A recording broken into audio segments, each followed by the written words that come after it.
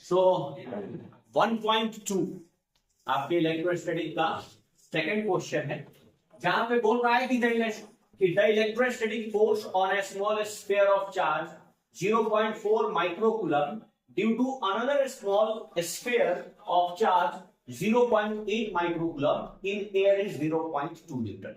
Again Coulomb's law का question है। अब कूलम्स लॉ का फॉर्मूला होता क्या है बच्चा? अगर मैं आपसे बोलूं कि कूलम्स लॉ का क्या फॉर्मूला होता है तो आप यही बोलोगे K Q1 Q2 अपॉन क्या R²। अब इंफॉर्मेशन देखो आपको क्या क्या दे रखा है इन्होंने। इंफॉर्मेशन देखो कि क्या क्या दे रखा है। पहला उन्होंने दे रखा है चार्ज। सपोज Q1 चार्ज इन्होंने दे रखा है माइनस का है, माइनस का 0.8 माइक्रो मतलब होता है 10 टू द पावर -6। ठीक है, अरे क्लियर है क्या? अच्छा, दूसरा उन्होंने दे रखा है Q2 चार्ज कितना दे रखा है 0.4 microcoulomb, 0.4 microcoulomb 10 to the power -6। अब ये तो नहीं लग रहा है सर इसको आप सेकंड बोले, इसको आप फर्स्ट बोले, किसी को फर्स्ट किसी को सेकंड बोलो, उससे कोई फर्क नहीं पड़ेगा। क्लियर है ना? अरे दोनों चार्ज को मल्टीप्लाई करना है, किसको फर्स्ट किसको सेकंड बोले, इससे कोई फर्क। अच्छा, दो चार्ज है। अच्छा सर, इस बार फोर्स का वैल्यू दे रखा है उन्होंने, फोर्स कितना दे रखा है 0.2। अच्छा, सो हमारे पास K का वैल्यू तो किसी से पूछने का जरूरत नहीं, तो आपने मेरे को फोर्स दे रखा है, Q1 और Q2 दे रखा है, तो ऑब्वियस सी बात है आप ना भी बोलते तो मुझे पता चल रहा है दोनों के बीच में आप डिस्टेंस पूछते, क्योंकि कोई भी एक इक्वेशन आपको एक ही वेरिएबल का आंसर दे सकता है। सो यहां पे आपको फोर्स पता है, K का value 9 cross 10 to the power 9 पता है, Q1 और Q2 तेरे को पता है, और R² जो नहीं पता है, मतलब R तेरे को चाहिए। तो पहला क्वेश्चन उन्होंने बोला है what is the distance between two spheres. Sphere मतलब दोनों चार्ज। अच्छा, एक बात बताइए बच्चा लोग कि सर ये प्लस साइन और माइनस, यहाँ पे प्लस साइन और यहाँ पे माइनस साइन, ये केवल ये बता रहा है कि दोनों अपोजिट चार्ज है और इनमें जो फोर्स लगेगा वो फोर्स ऑफ अट्रैक्शन लगेगा। अपोजिट चार्ज एक दूसरे को क्या करेंगे, अट्रैक्ट करेंगे। तो हमें साइन से कुछ लेना देना नहीं है, अगर फोर्स निकालना है तो हम साइन से कोई मतलब नहीं रखेंगे, मुझे मैग्नीट्यूड ऑफ फोर्स निकालना है। और कोई पूछेगा कि भाई दोनों अपोजिट चार्ज है तो फोर्स ऑफ क्या लगेगा, अट्रैक्शन। तो माइनस चार्ज से कोई कंफ्यूजन का जरूरत आपको नहीं है, ये केवल ये बता रहा है कि दोनों चार्ज अपोजिट नेचर के हैं, तो इनके बीच जो फोर्स रहेगा फोर्स ऑफ अट्रैक्शन रहेगा। तो चलिए पहले वैल्यू पुट करते हैं बच्चा लोग। सो यहाँ पे फोर्स का वैल्यू है 0.2 न्यूटन।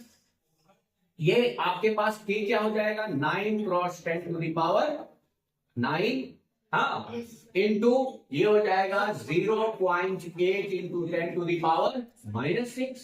फिर दूसरा क्या हो जाएगा into 0.4 into 10 to the power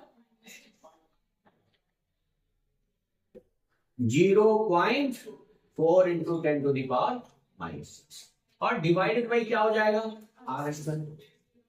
अब अगर आप क्रॉस मल्टीप्लाई करते हो तो R² को इधर ला दो और 0.2 को इसके नीचे लेके चलेंगे। ये बात समझ में आ रहा है क्या? हाँ, लिखना नहीं है, अभी समझना है, उसके बाद आपके पास टाइम मिलेगा लिखने के लिए, ध्यान सुनो। सो यहां पे क्या आ जाएगा R²। अच्छा, पावर कैलकुलेट कर लेते हैं। 6 और 6 माइनस का भाग, 9 चला गया तो क्या बचा 10 टू द पावर माइनस का, बचा या नहीं? 8 चौका 32 मतलब 0.32, ठीक है। और यहाँ पे क्या है इनटू क्या है 9 और डिवाइडेड बाई क्या हो जाएगा 0. कोई दिक्कत? अच्छा एक बात बताओ बच्चा, यहां से अगर पॉइंट हटाए तो 2 डिजिट था तो 100 नीचे आ जाएगा, और यहां से अगर पॉइंट हटाए तो 10 ऊपर चला जाएगा। एक 0 से एक 0 कैंसिल आउट हो गया।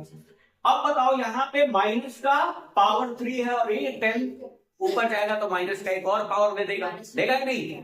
अरे ऑलरेडी -3 है और ये 10 ऊपर जाएगा तो एक और -1 आ गया, मतलब ये तो हो गया 10 का पावर -4।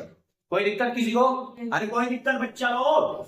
चलो अब मेरे को बताओ क्या ये 2 से इसको काट सकते हैं क्या? 16 और 16 को 9 से मल्टीप्लाई करेंगे तो 144 आएगा ना। 16 नवा, अरे आएगा कि नहीं?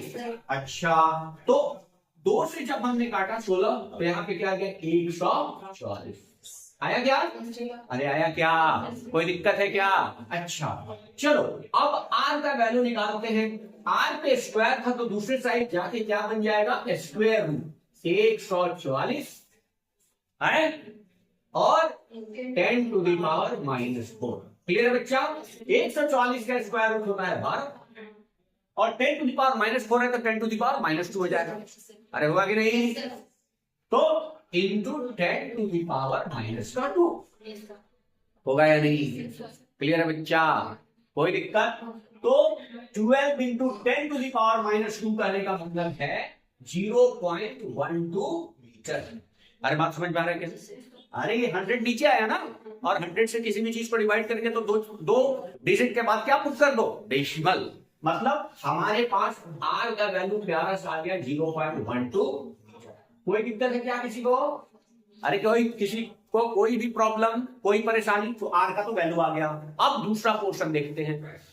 दूसरा पोर्शन बोल रहा है what is the force on the second sphere due to first sphere. अच्छा वाह, ये क्या आपने बोल दिया? आपने बोला कि 2 आवेश है, 2 चार्ज है, एक है माइनस का 0.8 माइक्रोकूलम और एक है प्लस का 0.4 माइक्रोकूलम, और उसके बीच में फोर्स आपने बता दिया था 0.2 न्यूटन। मैं बताऊं कि अगर 2 बॉडी है, अगर एक दूसरे पे 0.2 न्यूटन का फोर्स लगा रहा है तो दूसरा भी पहले पे कितना फोर्स लगाएगा? 0.2। अरे मैंने बताया था, यहाँ पे ध्यान से सुनो, कूलम्ब्स लॉ जब पढ़ा रहा था तब भी बताया था कि अगर यहाँ पे एक चार्ज है और यहाँ पे एक चार्ज है, वेक्टर फॉर्म याद है क्या? भाई ये Q1 है और ये क्या है? Q2 है, और इसके बीच का डिस्टेंस R है। इस यहाँ पे जो फोर्स लगेगा वो फोर्स ऑफ 1 ड्यू टू क्या होगा? सॉरी, फोर्स ऑन 2, ठीक है ना? दूसरे चार्ज पे फोर्स लग जाएगा, किसके कारण? 1 के कारण, ये फोर्स। और इसमें जो फोर्स लग रहा है वो फोर्स ऑन 1 ड्यू टू क्या? 2। और चाहे फोर्स ऑफ 1 ड्यू टू 2 अगर हो या फिर F21 हो, दोनों का मैग्नीट्यूड क्या है? बराबर है। और ये किसके बराबर होता है?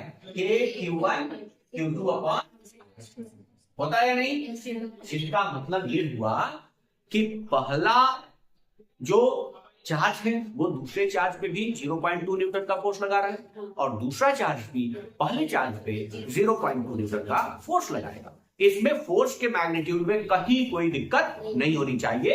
एक जितना फोर्स दूसरे चार्ज पे लगाता है, दूसरा भी उतना ही फोर्स पहले चार्ज पे लगाता है। कोई दिक्कत है क्या? फोर्स का मैग्नीट्यूड दोनों ही केस में, दोनों ही चार्ज के लिए क्या होता है? इक्वल होता है। इतना बात क्लियर है क्या? सो सेकंड वाले का आंसर क्या होगा? 0.2 न्यूटन। क्लियर है क्या? कोई दिक्कत, कोई परेशानी? ठीक है ना? चलिए अगला क्वेश्चन देखेंगे।